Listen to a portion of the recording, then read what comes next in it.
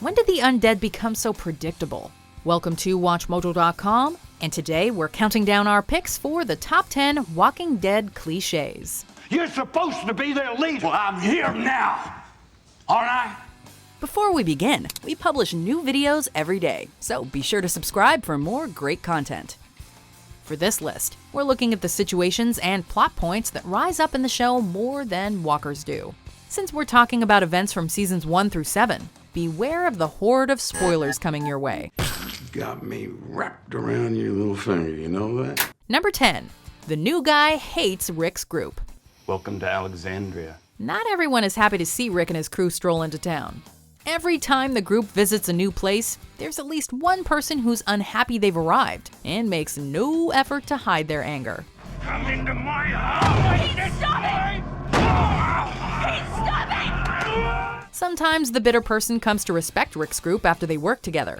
Other times, the friction is so bad that we get yelling matches, all-out brawls, or, worst case scenario, murder. No matter where the crew's travels take them, you can always count on one thing. When they meet someone new, a conflict is about to begin.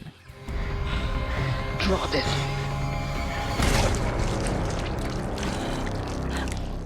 Number 9. There's a life-saving Deus Ex Machina.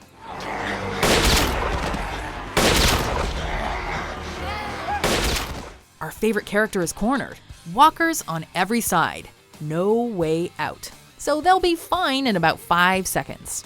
Just when a survivor is about to meet their gruesome end, a Deus Ex Machina swoops in to save them. It doesn't matter if no one else was around a moment ago or how close someone is to biting it, because salvation is always nearby. Usually it's Rick or Daryl that rushes in as the big hero, but sometimes a well-placed inanimate object can do the trick. Glenn's dumpster. Either way, don't count anyone out until their death is confirmed. Hey! Your shot count? Number 8. Experienced survivors make rookie mistakes.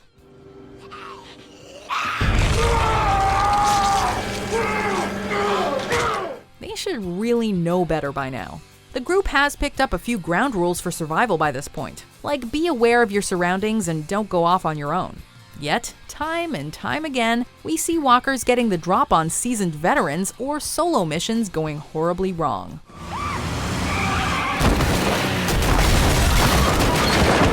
Carl is a big source of this cliche, as his renegade adventures keep getting him into trouble and result in dire consequences for the other survivors. We know that everyone has their off days, but the fact that non-Carl group members constantly make simple and costly mistakes is hard to swallow.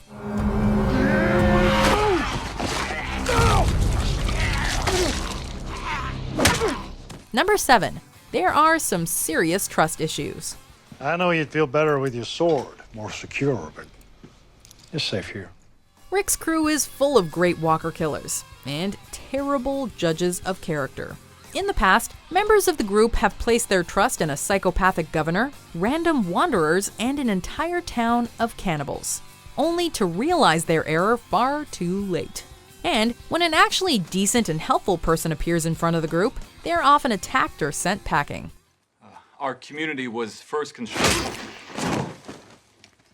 To Rick's group's credit, they did develop a 3-question system to determine if someone is trustworthy. But seeing as that test has failed in the past, maybe Rick should start scavenging for a lie detector. Liar. Number 6. A significant other dies. Where is she? If a character falls for or starts hooking up with someone, well, at least they have someone to write their obituary. Finding love is still a beautiful possibility in the walker-infested world, but making that love official is pretty much a death sentence. Only a handful of relationships have managed to last longer than a season, and even then, their life expectancy isn't that high. You got no guts. Although series regulars like Rosita and Rick have managed to survive seeing their lovers torn away from them multiple times, that same luck has not applied to everyone. So, let's hope Daryl and Carol stay in the friend zone. It's pretty romantic. Screw around. Number 5. The newly introduced or newly developed character dies. You want to be an architect? I'll make sure those walls stay up. Cool. Noah's talking about being an architect. Aw, no, wait, stop talking.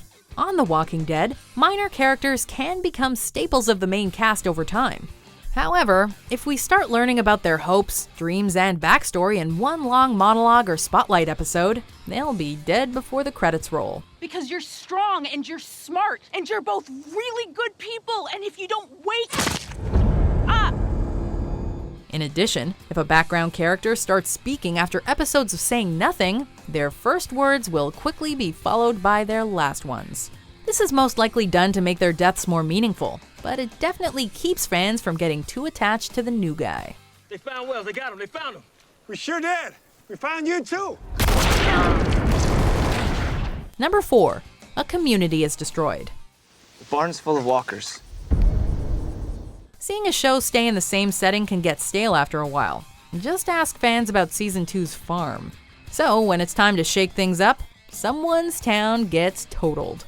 The destruction usually starts with an explosion, followed by a fire, and then concludes with hordes of the undead shambling in to claim what's left. Watching the group wreck a community, or get evicted in the worst way possible, is such a frequent occurrence that it's honestly shocking to see them stay in Alexandria for as long as they have. It'll probably blow up next season. Don't look back, Carl. Just keep walking. Number 3. The group is separated. We've got a Carol and a Maggie. No, they're splitting up. Again. There are constant forces at work that seem to drive the group apart. But you'd think that after this happens a few times, Rick could find a safe supermarket or bar that everyone could meet up at later. I was trying to find the kids to get them on the bus. Granted, sometimes it's out of the group's control, like when the governor's final attack left the crew scattered for a half a season. As feel-good as the group's reunion scenes are every time they find each other, we'd prefer if they could just stick together, opposing anyone who tries to separate them.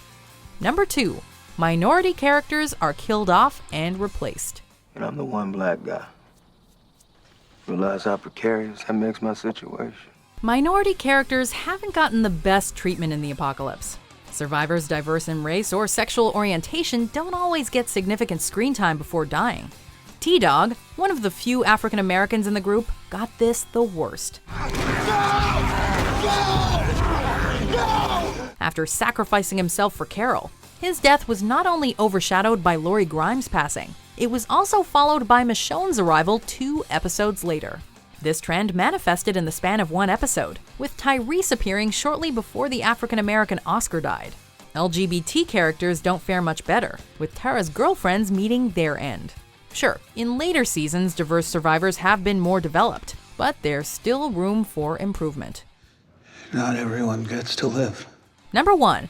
The moral compass character dies. You're a good guy. That's why you're gonna die today. Nice guys finish dead last in The Walking Dead.